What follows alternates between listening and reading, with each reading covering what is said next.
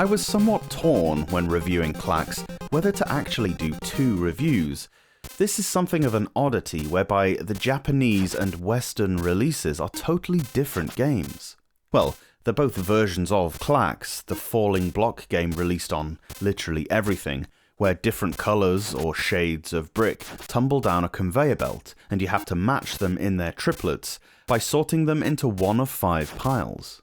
If you manage to miss catching a couple, then it's game over. When I say they're different games, I mean that whereas the 1990 version released by Hudson Soft in Japan has a top-down, almost two-dimensional look to it, the 1991 Mindscape version that we got over here looks more akin to the three-dimensional style popularised by every other rendition of Klax. Of course, there's little variation on the theme when it comes to gameplay. In fact, they're almost identical. The difficulty builds up in much the same way, and you'll quickly become overloaded with blocks coming down all 5 lanes. Bear in mind you actually have to catch the blocks and drop them onto a pile. Miss one and it disappears. You can only miss a small handful before it's game over. Your movable platform can stack up to 5 blocks, and you will drop them in the order from top to bottom. Obviously, there's a certain learning curve that you may or may not pick up. It's a great game that, as an answer to Tetris, has always proven popular. The real question is, with so many iterations of Klax out there, are either of the Game Boy versions worth playing? Well, in short, I don't think so. If you own a retro console, there's a version for basically no money that is in colour. Klax really isn't suited to a grayscale screen in my opinion. Quite often you're relying on your peripheral vision to drop blocks onto the right pile.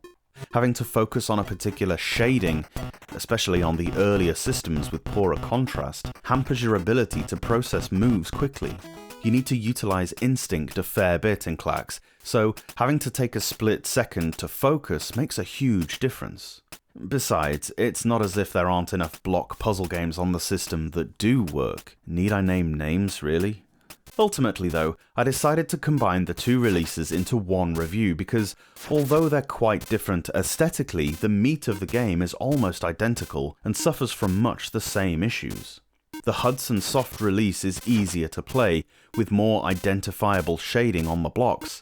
However, it's ugly to look at because of that top-down perspective. I can't think of another existence of the game that used this way of representation, and it's strange. I can see why Tengen were told by Mindscape to remodel the whole thing for a Western audience. They should have kept the shading from the first version though, because while the 3D looks a bit better, the blocks are really hard to distinguish from each other, rendering the game really too difficult. Sound-wise, both games suck, but at least the 1990 release has intro music. In-game, you get little clicks each time a block rolls over, and a short jingle when a triplet is made. Such little effort is inexcusable. Like I say, there are lots of good versions of Klax. If I had to choose, I'd get the NES release, because you get the great gameplay and look that you want, plus a cracking soundtrack, with hilarious song names like Leadfoot and Gigantica's Breathalyzer. They sound like GWAR members. This is another of those instances where the Game Gear version is miles more playable than the Game Boy ones.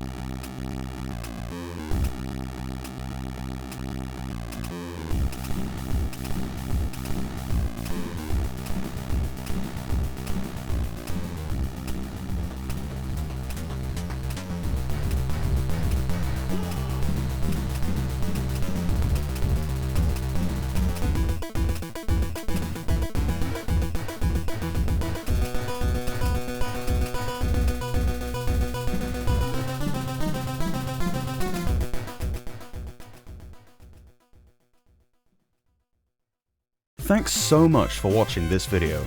Let me know your thoughts on the game down below, and if you can spare a second, give the review a quick thumbs up, it really helps out.